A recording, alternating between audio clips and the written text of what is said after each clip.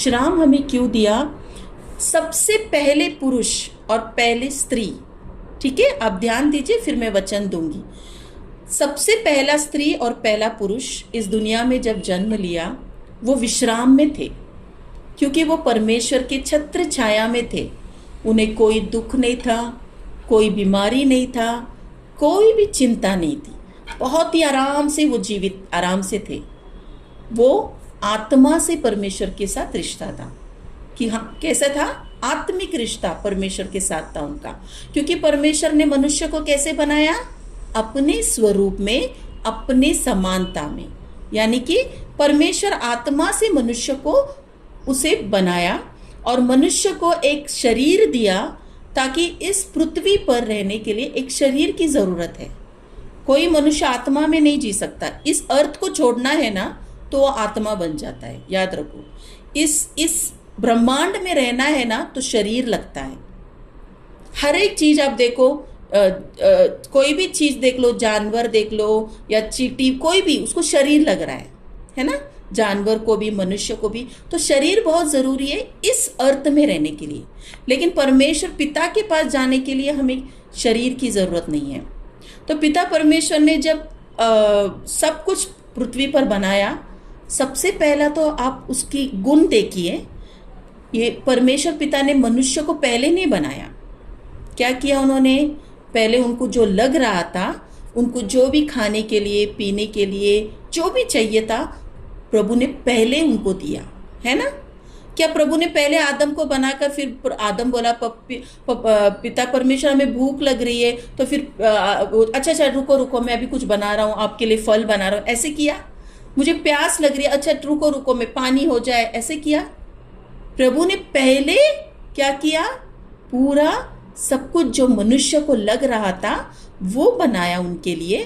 फिर उन्होंने बोला कि मेरे स्वरूप में, मेरी समानता में मैं इन्हें बना रहा हूं। और फिर वो 7वें दिन विश्राम में चले गए।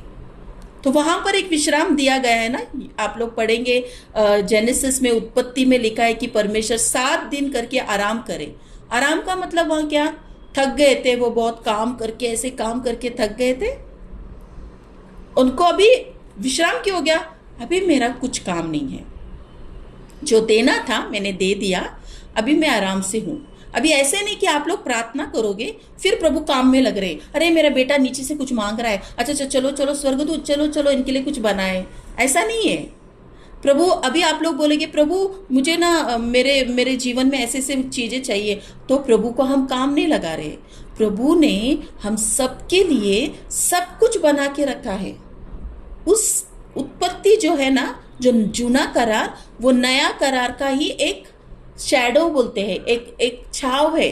जो भी आप जूना करार पढ़ोगे ना, वो सब कुछ नया करार के जॉइंट होता है, वो सब कुछ आपको समझ में आएगा।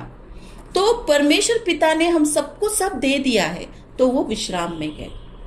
उसी तरह यीशु मसीह भी जब क्रूस पे गए थे, तो उन्होंने एक शब्द कहा, आपको याद है? क्या कहा? It is finished. हिंदी में क्या बोला सिस्टर? हिंदी में कैसे बोलते? हिंदी में क्या कहा था? अब सब कुछ पूरा हुआ। यीशु ने क्या कहा? पूरा हो गया। क्या पूरा हो गया? आपका डायबिटीज बीमारी उन्होंने ऊपर ले लिया, आपका हार्ट बीमारी उसने ले लिया, कैंसर बीमारी उठा लिया, एड्स बीमारी उठा लिया, गरीबी उठा लिया, आपके जीवन की हर एक समस्या उठा लिया, आपकी अशांतिपन उठा लिया, आपका दुख दर्द उठा लिया, आपका जो पैसे की आपको कमी है वो उठा लिया, आपके अकेलेपन उसने उठा लिया, आपका शर्मिंदगी उसने उठा लिया, आपके जीवन की हर एक जो भी समस्याओं से आप जा रहे हो, वो सब कुछ प्रभु ने कहा पूरा हो गया। और प्रभु विश्राम में चले गए। Praise the Lord. प्रभु ने कहा पूरा हो गया, अभी तुम विश्राम में जाओ। इसका मतलब क्या हुआ? अभी हमें क्या लगता है मालूम है? मैं ये करूंगी, मुझे ये करना है, मुझे समय देना है, मैं ये करूंगी तो ही प्रभु खुश होगी।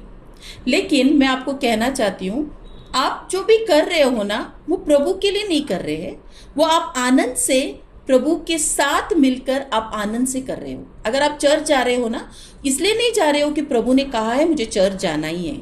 चर्च इसलिए जा रहे हो क्योंकि मुझे वहां पर आनंद मिलता है, मेरा परमेश्वर का उपस्थिति है वहां, और प्रभु ने कहा है जहां मेरी उपस्थिति, जहां मेरे लोग हैं, वहां मेरी उपस्थिति है। तो आप इसलिए वहां जा रहे हो। अगर आप नाइट प्रेयर कर रहे हो तो नाइट प्रेयर इसलिए कर रहे हो क्योंकि आप एकांत में मेरे परमेश्वर से प्यार भरी बात कर रहे हो कि प्रभु तेरे पास मुझे बहुत अच्छा लगता है पिता, मैं जानती हूँ कि तू मेरे लिए सब कुछ कर दिया है, धन्यवाद यीशु, मैं तुझे स्तुति कर पाऊँ।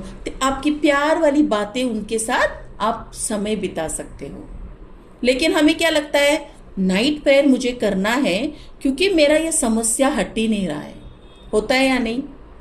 हमें लगता है कि मुझे उपवास करना है क्योंकि मेरे ये समस्या से मैं बाहर आ ही नहीं रही हूं। लेकिन प्रभु ने क्या कहा, सब कुछ हो गया है।